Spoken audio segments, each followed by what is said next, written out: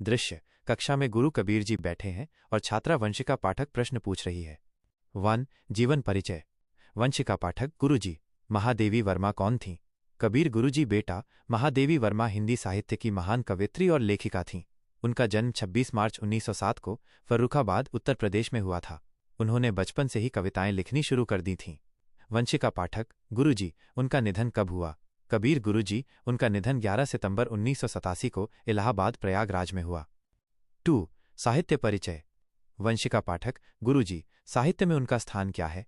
कबीर: गुरुजी बेटा, वे छायावाद युग की चौथी स्तंभ थीं। प्रसाद, पंत और निराला के साथ मिलकर उन्होंने छायावाद को पूरा किया। उन्हें आधुनिक मीरा कहा जाता है क्योंकि उनके काव्य में भक्ति और करुणा, दया और पीड़ा की गहराई झलकती है। 3. भाषा और शैली। वंशिका पाठक: गुरुजी, उनकी भाषा और शैली कैसी थी? कबीर: गुरुजी, उनकी भाषा संस्कृतनिष्ठ, कोमल और भावुक थी। शैली बहुत ही करुणामय, दुख सहानुभूति से भरी, संगीतात्मक, गीत जैसी मधुर और आत्माभिव्यंजना प्रधान, अपने मन की गहराई की अभिव्यक्ति थी। उनकी कविताएं पढ़कर पाठक का हृदय पिघल उठता है। 4. रचनाएं।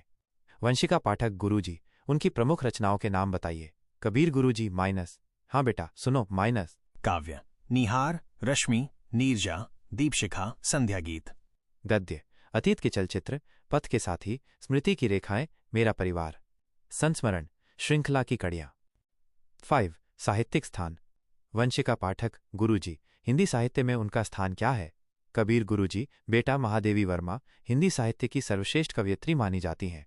उन्हें आधुनिक मीरा की उपाधि मिली। उन्होंने कविता और गद्य दोनों में अद्वितीय योगदान दिया। उनकी रचनाओं में स्त्री जीवन की पीड़ा और करुणा की अनोखी अभिव्यक्ति मिलती है। निष्कर्ष: कहानी का अंत।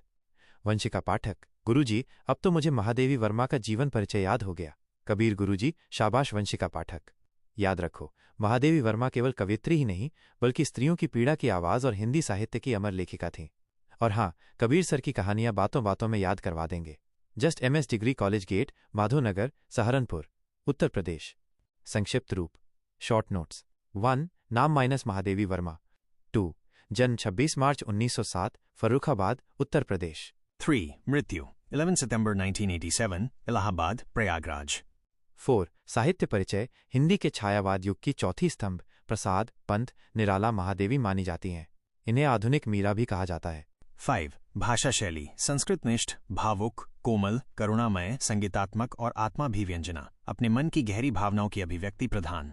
6. प्रमुख रचनाएं माइनस। काव्य: निहार, रश्मि, नीरजा, संध्या गीत, दीपशिखा। गद्य: अतीत के चलचित्र, पथ के साथी, स्मृति की रेखाएं, मेरा परिवार। संस्मरण: श्रृंखला की कड़ियां। 7. साहित्यिक स्थान। छायावादी युग की सर्वश्रेष्ठ कवयित्री, आधुनिक मीरा की उपाधि, काव्य और गद्य दोनों विधाओं में अद्वितीय योगदान।